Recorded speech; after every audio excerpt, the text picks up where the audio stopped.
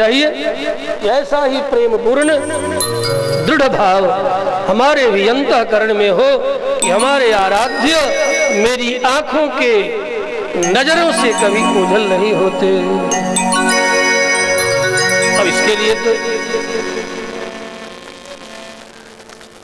पकड़ना होगा, प्रीत पूर्वक उनका नाम पकड़ना होगा, उनकी कीर उनकी लीला पकड़नी होगी।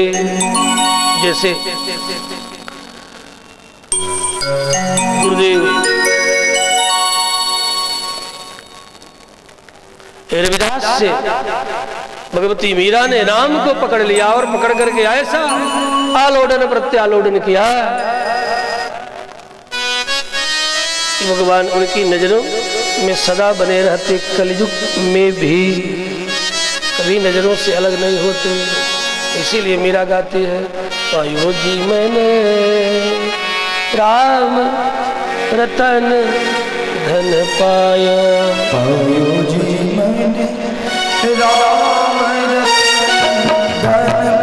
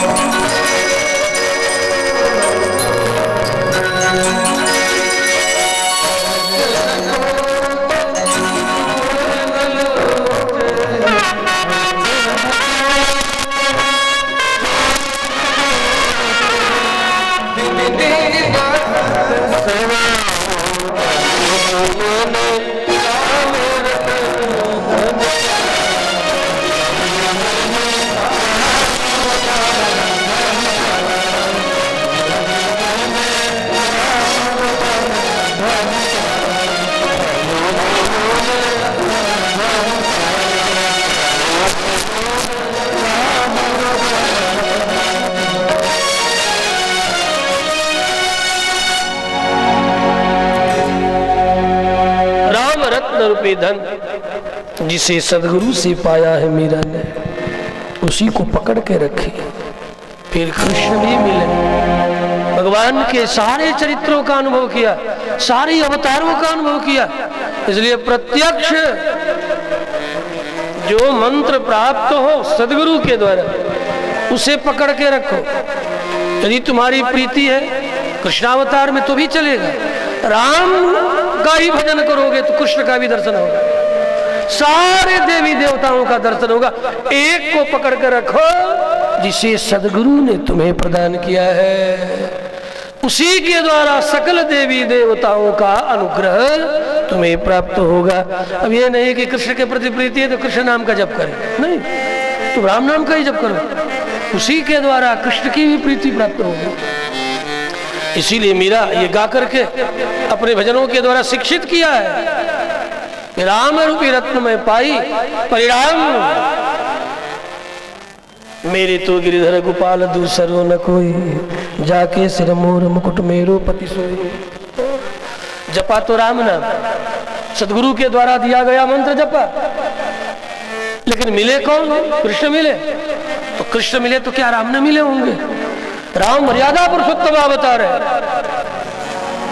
राम नाम का जप किया और उसकी भावना के अनुसार अक्षय तृतीया के दिन स्वतः भगवान श्री कृष्ण उपस्थित होकर के मीरा का पानी ग्रहण करते हैं। श्री कृष्णचंद्र भगवान की जय। अब ये सब गुप्त चरित्र है, उन्हीं के मीरा के ही वंश में उत्पन्न अभी वर्तमान में जीवित है जिन्होंने मीरा चरित्र लिखा है। सभी भारतीय सनातनी देवियों को तो अवश्य पढ़ना चाहिए मीरा चरित्र, जो मेवाड़ के वंशधर है, बड़ा डूब करके लिखा है मीरा चरित्र।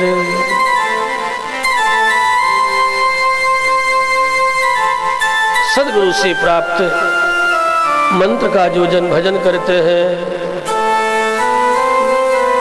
उन्हें हर प्रकार से मंत्र के देवता उनकी सकल कामनाओं को पूर्ण करते हैं। इसलिए अन्य भक्तों ने भी कहा,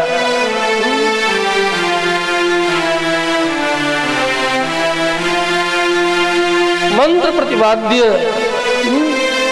उस नाम को ही पकड़ के रखो, वही तुम्हें सर्व सुख उपलब्ध करेगा। भज मन राम चरण सुखदाई, राम चरण सुखदाई,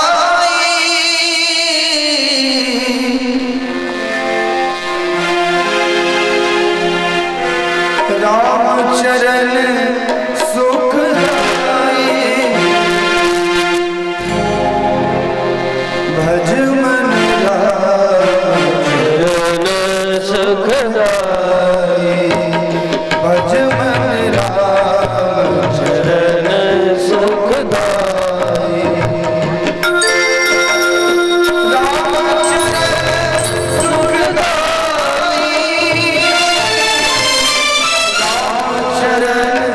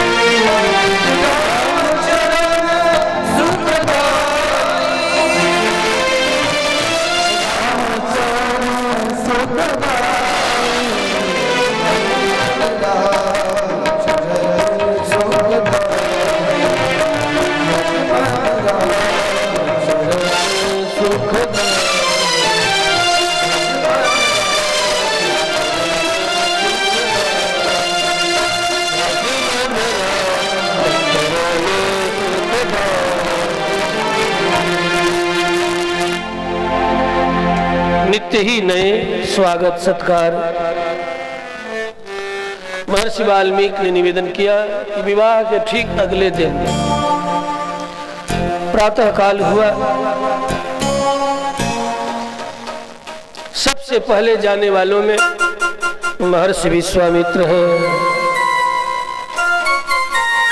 विवाह संपन्न होते ही जनकराज से निवेदन करते हैं कि अब तुम मेरा कार्य संपन्न हो गया। अवध नरेंद्र से भी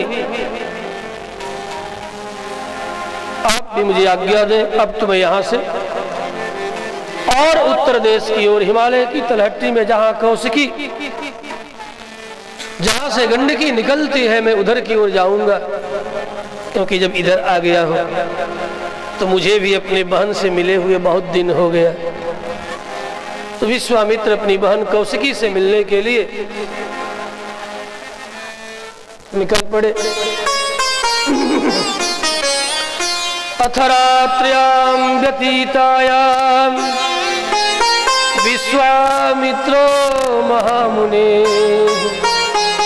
आपृष्ट्वा तव च राजानौ जगामोत्तर पर्वतम्।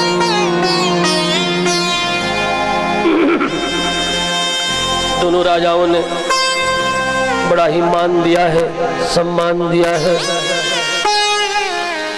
यद्यपि दोनों ने आग्रह किया। अवध नरेंद्र ने कहा कि कुछ एक दिन चल करके आप अवध में निवास करें। मिथिला में तो आपने कार्य संपन्न किया, हमारा भी, जनकराज का भी। आप तब आए, राम लक्ष्मण को लेकर के चले आए। 2 रात्रि भी सेवा करने का सुअवसर आपने नहीं प्रदान किया। हे महर्षि, 2-4 दिन तो चल करके आप हमारे अवध में निवास कर ले। इन सब रानियों के भी मन में आपकी सेवा की बड़ी ललक है। राम माता कौशल्या ने भी निवेदन किया है, सुमित्रा ने भी निवेदन किया है, कई इत्यादि सारी रानियां चाहती है कि अपने हाथों से एक प्रकार का व्यंजन बना करके आपको जिमावे। विश्वामित्र ने कहा, हे राजन, मुझे अब मोह में मत बांधो, लेकिन यह आग्रह, और इसी आग्रह की कथा श्री रामचरितमानस का गोस्वामी तुलसी ने भी लिपिबद्ध किया। उत्तर रामायण में भी लिपिबद्ध है, कंबादि रामायण में। लेकिन महर्षि वाल्मीकि के विश्वामित्र अत्यंत निर्मोही, परम वैराग्य संपन्न। कहा, राजन, इस रामचरित्र के मध्य, रामलीला के मध्य में जो मुझे करना था, जो पात्रता मेरे लिए निर्धारित थी, उससे मैंने पूर्ण किया। अब आप मुझे आज्ञा दें। आपृष्ट्वा तौ च राजानौ जगामुत्तर पर्वतम्। दोनों का गला भर गया। स्नेह और उपकार से अत्यंत गदगद है जनकराज और अवधराज। परंतु जाना तो सबको ही है, भले विश्वामित्र पहले निकल गए। फिर ये विश्वामित्र चले गए तो राजा का मन भी उदास हो गया। सर्वाधिक जनकराज का मन उदास हुआ, जिनके कारण हमारी प्रतिज्ञा पूरी हुई। मेरी बेटी जानकी, मांडवी, उर्मिला, सतकीर्ति के लिए 4 सुयोग्य वर प्राप्त हुए। मेरे जीवन का सर्वाधिक महत्वपूर्ण कर्तव्य पूरा हुआ। ऐसे महात्मा ब्रह्मर्षि विश्वामित्र का जाना अच्छा न लगा जनकराज को, बड़े उदास हो गए। फिर भी विदा किया। विदाई की बेला बड़े ही करुण होते हैं, सबको रुला देते हैं। इधर जानकी की भी विदाई के लिए सारी व्यवस्था होने लगी। जनक नंदिनी भी मैया से मिलकर के अनेक प्रकार का उपदेश प्रदान करते हैं। मैया सुनैना ने कि हर कार्य अपने पति की आज्ञा का अनुसरण करते हुए करना, ये सार तत्व है। सकल सगे संबंधियों के प्रति जो कर्तव्य है, पति की आज्ञा का अनुसरण करते हुए करना, यही पतिव्रता नारी का परम धर्म है।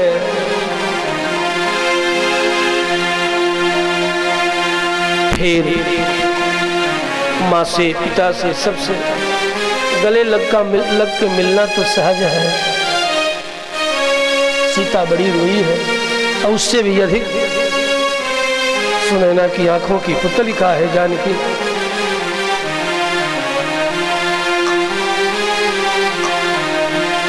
और रोई है काहे को ब्याहे बिने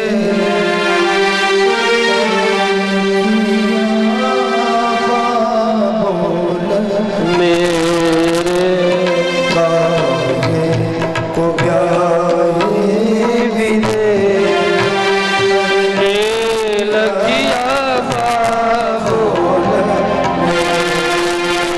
काहे को ब्याहे बिने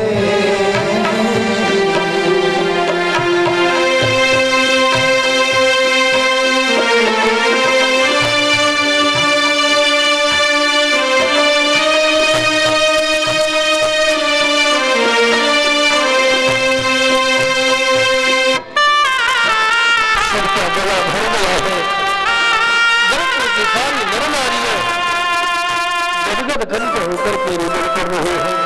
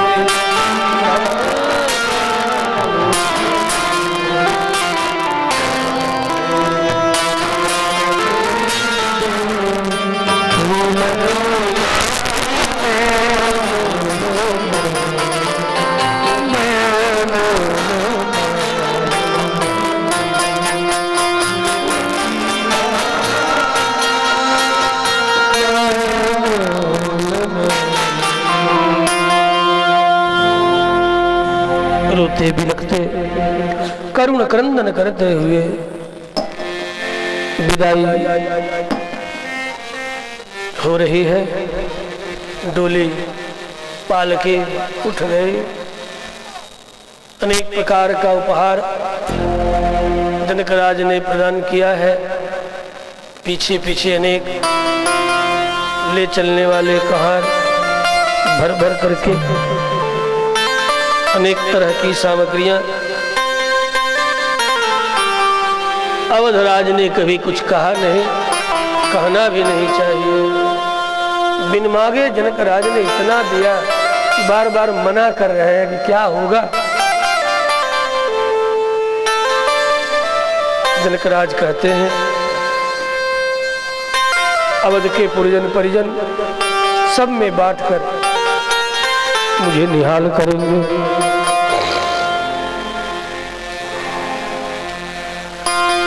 अवधराज ने कहा, हे राजन, आपने 4-4 कन्या रत्न दिए, वह क्या कम है?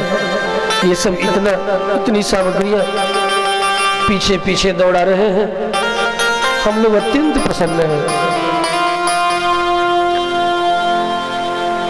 हर तरह से मना कर रहे हैं। ये 4-4 कन्या रत्न पा करके मुझे जो प्रसन्नता हुई है, अब इन सामग्रियों की कोई अपेक्षा नहीं है। फिर भी अपने मन के संतोष के लिए, वास्तव में प्रत्येक कन्या का पिता अपने ही मन के संतोष के लिए उसे दिए बिना रहा नहीं जाता, सच यही है। लेकिन वर पक्ष मांग करके अपनी महिमा गिरा देता है, सच यही है। वो अपने शक्ति और सामर्थ्य से अपनी बेटी को देने के लिए सदा तत्पर रहता है। शायद ही ऐसा कोई पिता माता हो जो कि न देना चाहे। सामर्थ्य से अधिक कन्या का पिता प्रदान करता है। लेकिन पता नहीं क्या हो गया है भारतीय समाज में। आज लड़का का बाप भिखारी और दांत निपोरे बिना मानता नहीं। दुर्भाग्य है, विकृति है, असभंग है। इसे प्रेम भंग होता है, संबंधों में खटास आता है। ये सब कारण है जो आज संबंध आए दिन बड़ी तेजी से चिटक रहे हैं।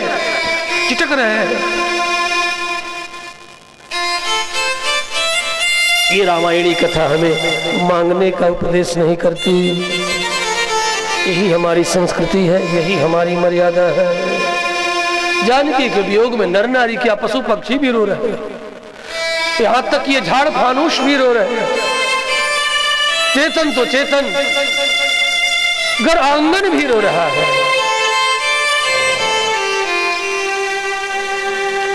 प्रेमाश्रुओं के मध्य जानकी की विदाई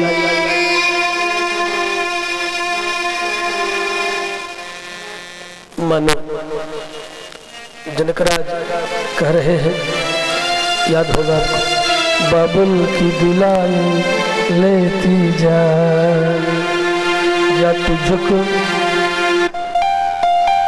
बाबुल की दुआ लेती जा तुझको सुखी संसार में। बाबुल की दुआएं लेती जा तुझको सुखी संसार में। याद ससुराल में ऐसा मिले, बाबुल की दुआएं लेती जा।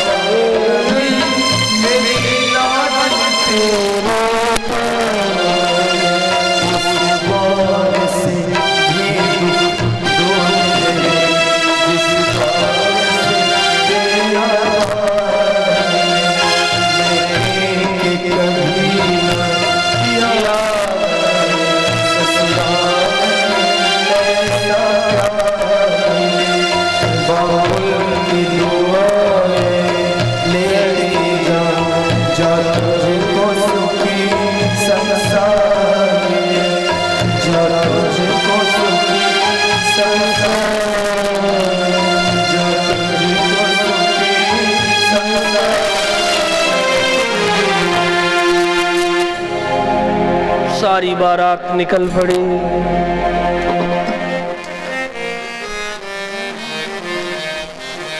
दहेज का धन कन्या धन कहलाता है। इसे कान खोल करके खासकर बर पक्ष वालों को सुनना चाहिए। बर की माँ को सुनना चाहिए, बर के बाप को सुनना चाहिए, बर के दादा को सुनना चाहिए, बर की बहनों को सुनना चाहिए। ससुराल में प्राप्त धन उपहार कन्याधन है, पिता ने अपनी बेटी के लिए दिया है, उस पर केवल और केवल उसी का अधिकार है। जहां चाहे, जैसे चाहे, जब चाहे, जिसे चाहे, जिसके लिए चाहे, उसे वह खर्च कर सकती है, दे सकती है।